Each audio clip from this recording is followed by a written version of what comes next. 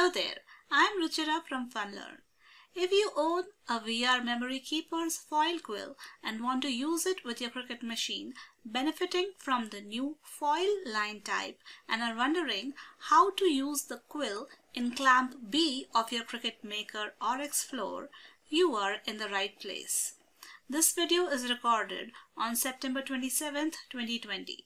So basically, Cricut now has its own foiling system which applies foil similar to foil quill but does not need the heat, only the pressure. The new DS update allows for the foiling to be done using different pressure settings which pauses in between, so multiple colors can be foiled without unloading the mat. And we can even remove the foil and cut the material without needing ninja skills, if you know what I mean. In the last video, I successfully foiled using the foil quill in the Clamp B and was made aware that foil quill is taller than any standard Clamp B tool. And to compensate for this, we have to seat it higher in the clamp. And to solve this, inspired from the 3D printed adapter by K-Hall, link in the description, I created a chipboard and paper adapter. By measuring the diameters of the foil quill and standard fine point blade, I was able to come up with this. The chipboard used here is Silhouette brand chipboard, which is around 0.02 inches in thickness.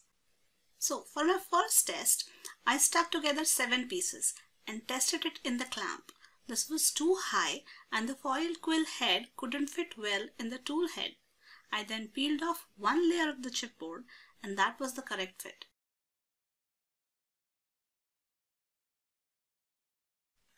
Presenting one of its kind chipboard screw-on adapter for VR Memory Keepers foil quill to be used in Clamp B. Let me show you how to make it.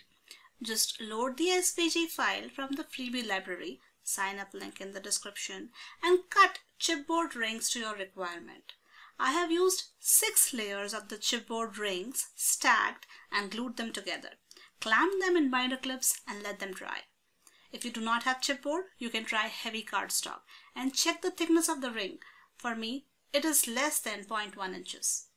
I then cut a 10 inches by 1 1/4 inch copy paper and rolled it around the foil quill pen so that it wound around it until the paper roll was in level with the threads in the foil head, and the adapter set was ready.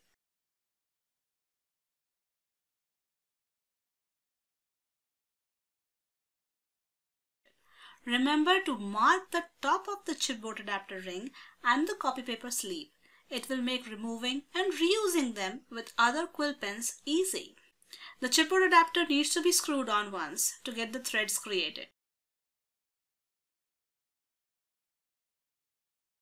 If you're interested in the design used in this video, it is a freebie and there is a link to it in the description box. Do check the FunLearn website to find freebies and more foil and cut designs to come.